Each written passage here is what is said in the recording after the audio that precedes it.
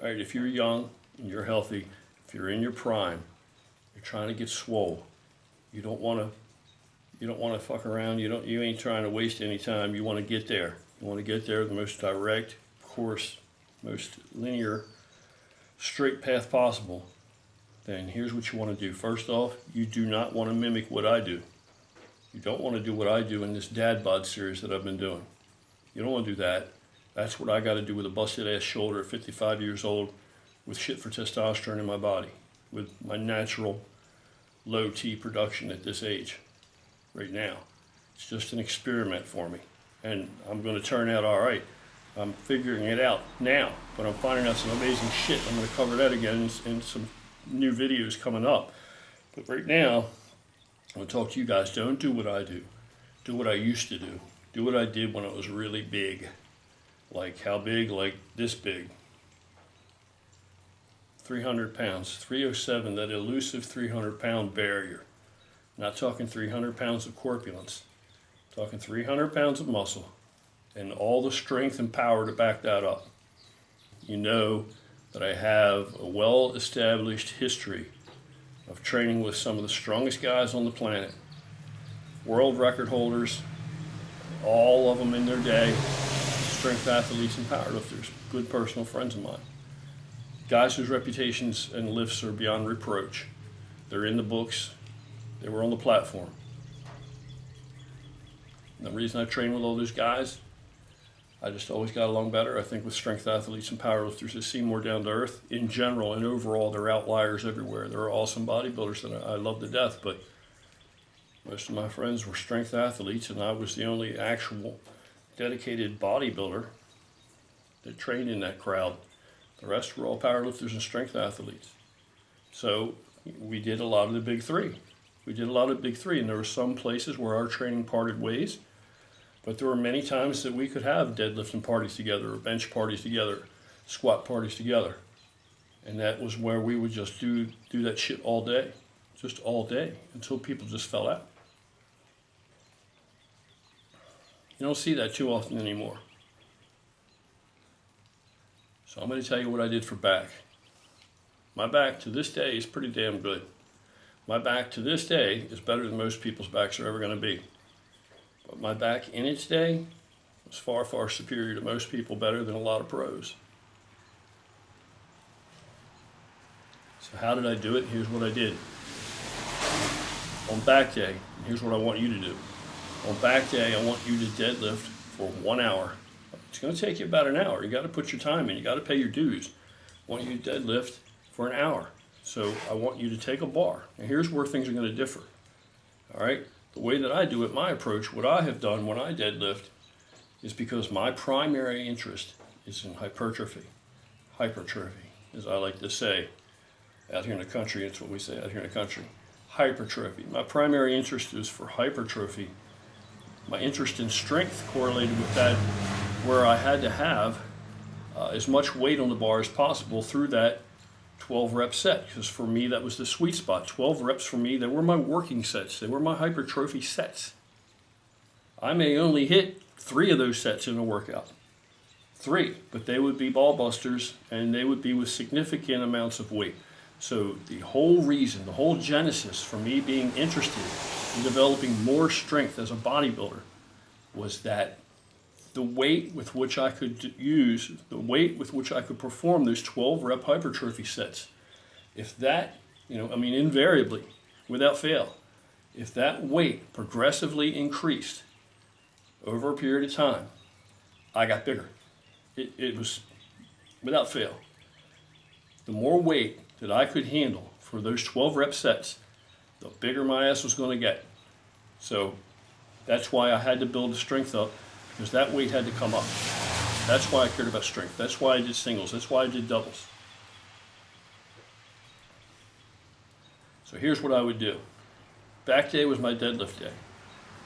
I use a wide range of reps for back. And for my traps, or as we say out in the country, upper back neck muscles.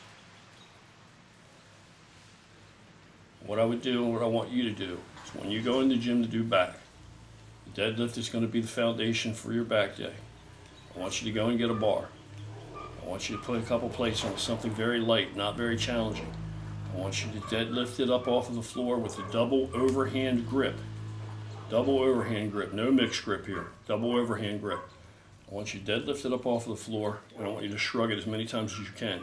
If you get 30 reps, if you get 40 reps, that's fine. Set it back down. Sit your ass down on a bench and rest. Whole point here is no set is wasted. Okay? If that weight's too light and you got to do too many reps, tough shit. You stick it out. You do as many reps as you got to do to get that muscle, to get in there and grind that muscle, burn that muscle, fatigue that muscle. Then you sit down and you recover. You rest. Then the next week now you're going to know you need to start out a little bit heavier. But you don't want to go heavy. You don't want that first set to be too challenging ever. You want to warm those shoulders up. You want to warm everything up slowly. And that's the way that I do it. I don't do stretches. I don't jog. I don't get on a treadmill when I go to the gym or a bicycle for 5 or 10 minutes. It's bullshit. It's bullshit. For muscular performance, you got to mimic the movement you're about to perform. That's how you warm up. How do you do that? You go through the motions. You do the movement. You still move through the same range of motion, just without any weight or with vastly diminished weight, compared to that which you're going to be working with. So you do that first set, then you rest, then you add some weight. Then you pull up again, 1 rep, deadlift, 1 rep. Pull up again, shrug the hell out of it, sit it down, rest. Put some more weight on. Get up there, pick it up. Shrug the hell out of it, as many as you can get until you fail. Sit it back down. Oh, and did I tell you? No straps. No straps. No straps, no wraps, no crutches of any kind. Continue to do it just like that. Now, if you got to rest 4 minutes between sets, that's fine. Nothing wrong with that. Don't sit there and be joking around your cell phone, talking with your buddies, and forgetting what you're doing, picking up the women and shit. Pay attention, or the guys, whatever the case may be. Depends if you're doing curls for the girls or buys for the guys, I guess.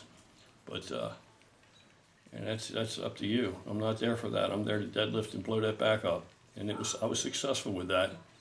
And you can be too. Mark my words, I promise you. This will put size on your back, overall size, complete size. Rest as long as you need to rest between sets, but don't sit there and just play. When you can get up and do the next set, then get up and do the next set. You continue along like this. Typically, I would get up to over 500 pounds with a double overhand grip, and I'd pull a single with that, and I would shrug that as many times as I could, whatever that might be. And then, you know what? That wasn't a magic number. There would be the next set, and there would be more weight on. Of course, I'm putting less weight on each time because they're becoming more challenging. When do I stop? When I fail. When I go to pull one up and I either cannot get it up, or, and this is another, invariably, it will fall out of my hands. I will lose my grip eventually. I will lose my grip. It'll pull my hands open to like a hook grip, like a monkey grip, until it falls. And once I've lost that, I'll let that weight come out of my hands, then I'll strip the weight down, like a long ways down.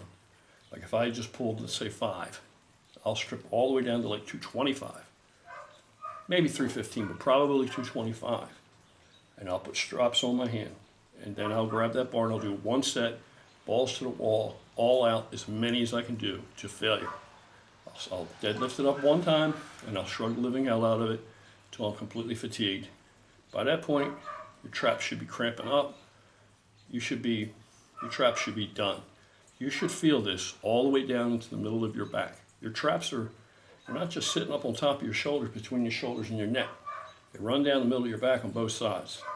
Looks like a horseshoe crab almost on your back. That's what you do. After you've done that, you should be completely soaked with sweat and fatigued right now. If you've really given it your all, you'll be wiped out. Now go and do whatever the hell you want to do. What do I do next? Who gives a shit?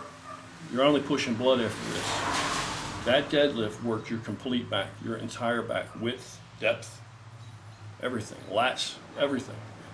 That deadlift, everything, rhomboids, that deadlift has worked everything in your whole back. Traps, of course, because we've incorporated with shrugs. So what you do after this doesn't matter, you're just pushing blood. Because anything you do now, you're finished. You're not going to be capable of an all-out max, effort with 100% of your, ability. You're not going to be able to duplicate that. You're already burned. So you can go do whatever tickles your fancy now. Go do some regular bodybuilding bullshit. I don't care what you do. You do some seated rows, do some dumbbell rows if you can muster it and you feel like it. If you can, you're a better man than me. I wouldn't be doing any more free weight behind that. You do whatever you want to do, because now you're just pushing blood. That's all you're doing. You're pushing blood. You've already destroyed your back. That's what I would do for back. Bobby Fields and Jeff McVicker, when we would do sets, deadlifting, we'd have deadlifting little parties, and we might do 405 for, I don't know, 10, 15 rep sets, maybe more. And we would just keep going round robin like that, one after the other, until we had all just had enough, until we say uncle, until people were dropping out, and finally, we all agree that's enough. And always I use double overhand grip. Now, why don't I do alternating grip or a mixed grip? Because as a bodybuilder, I always knew, I could feel the way that it felt, the differences in how it felt when I did that, when I employed that I knew it would create imbalances. And I told people that, who I trained with. I told them that. Now my powerlifting friends, that wasn't their primary motivation. They weren't primarily interested in hypertrophy.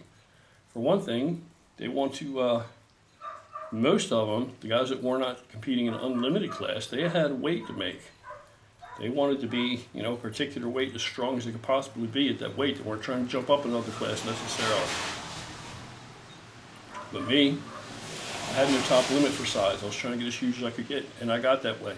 Initially, when I first started out, years earlier, I did use mixed grip, and at that time I was young, and I was overzealous, and I was one of these guys that come up to the bar and grab the bar and all kind of animalistic, brutal shit and display, and make a lot of noise and yank it. And when I did, I popped this bicep over here, and it shot part way up my arm. Part of it did. And the whole thing was black and blue like almost black. Whole arm. So that's another reason to discourage me from using, mixed grip afterwards. I never had a repeat of that afterwards, but probably the reason for that injury was because, like I said, I was young, overzealous, and I should have used better form, better mechanics, better body mechanics. I should have paid attention to what I was doing to set myself up more properly. But I did, and I paid the price for that. But later on, I can tell you, you will definitely build a wide back deadlifting. You will absolutely build a wide and a dense, thick back deadlifting. Thick from front to back and wide from side to side. Deadlifting. Deadlifting. If you make that the foundation of your back workout as a bodybuilder, if you make that the foundation of your back workout, just the way I've described it, if that's how you come into the gym and you do that, you will have a big back. Your back is going to grow. It has no choice. It will grow. You're going to have to eat, especially as a natty. As a natty, your ass had better be eating.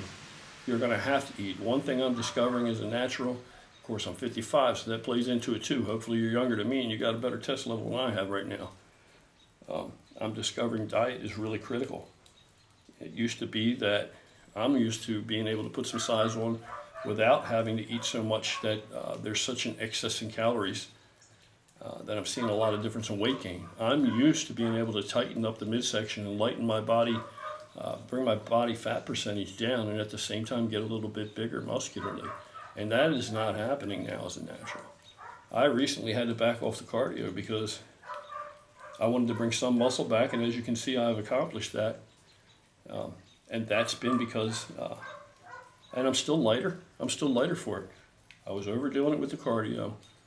I couldn't handle that much cardio as a natural. And I had to turn the food up a little bit more. I had to add some more carbs. And I added some more healthy fats. I was just shortchanging myself as a man with low T, as a natural. And my body couldn't do what I wanted it to do without that gear. So anyway, that is neither here nor there, and that shouldn't have jack shit to do with you guys. If you really think you're ready to build your back, man, no more bullshitting around, no playing around. This is how you do it. All right? People can decry it all they want to, but you try it. You go 100% balls to the wall. Then you come back and tell me about it. Don't tell me about it until you've tried it. It worked for me and it worked for everybody else I've ever worked out with that was interested in building just muscle. And you will get stronger, obviously, but that muscle's coming in. That muscle's coming on. I'll come back next time and tell you about benching, which I have a whole different approach to that than what I do with the deadlift for back. Deadlift for the back, I do things differently than I do for my legs. When I squat, it's a whole different type of setup. And when I bench for my chest, it's a whole different type of setup. Now we're talking about things I used to do These are the ways that I really got as big as I actually got. So that's that. That's the real deal.